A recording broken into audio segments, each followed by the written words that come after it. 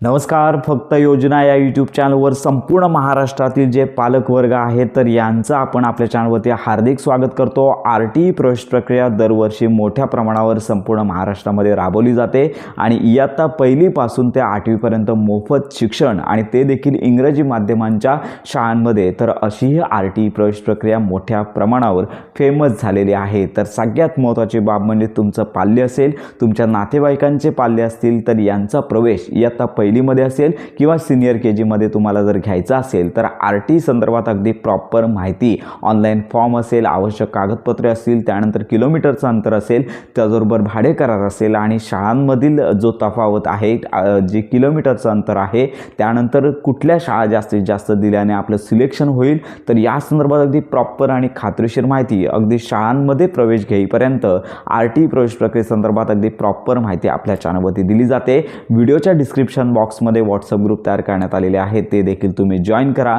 जेणेकरून तुमच्या पाल्याचा किंवा तुमच्या नातेवाईकांची जे पाल्य आहेत यांचा प्रवेश RTE अंतर्गत 100% होईलच. तर अशा प्रकारे या संदर्भात आपण प्रॉपर माहिती देणारच आहोत. त्यामुळे आजच आपलं चॅनल सबस्क्राईब करून ठेवा, व्हॉट्सअप ग्रुप जॉईन करून ठेवा, जेणेकरून तुम्हाला प्रॉपर माहिती आणि मदत मिळून जाणार आहे. तर RTE प्रवेश प्रक्रिया कधी सुरू होणार आहे आपण यापूर्वीच माहिती दिलीच आहे.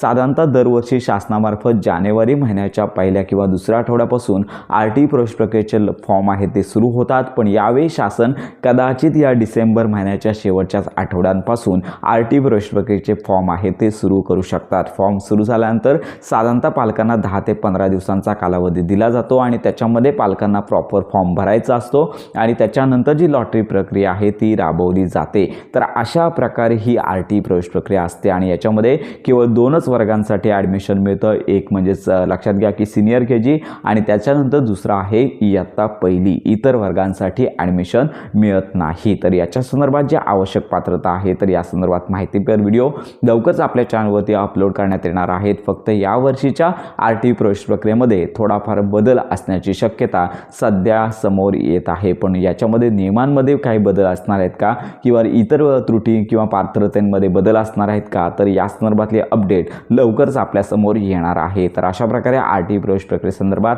या 2 वर्गांमध्ये प्रवेश मिळत असतो आणि एकदा का प्रवेश झाला तर 8वीपर्यंत तुम्हाला मोफत प्रवेश आहे तो मिळत असतो. तर अशा प्रकारे RTE प्रवेश प्रक्रियेसंदर्भात खात्रीशीर माहितीसाठी आपल्या फक्त योजना या यूट्यूब चॅनलच्या कनेक्टमध्ये राहा.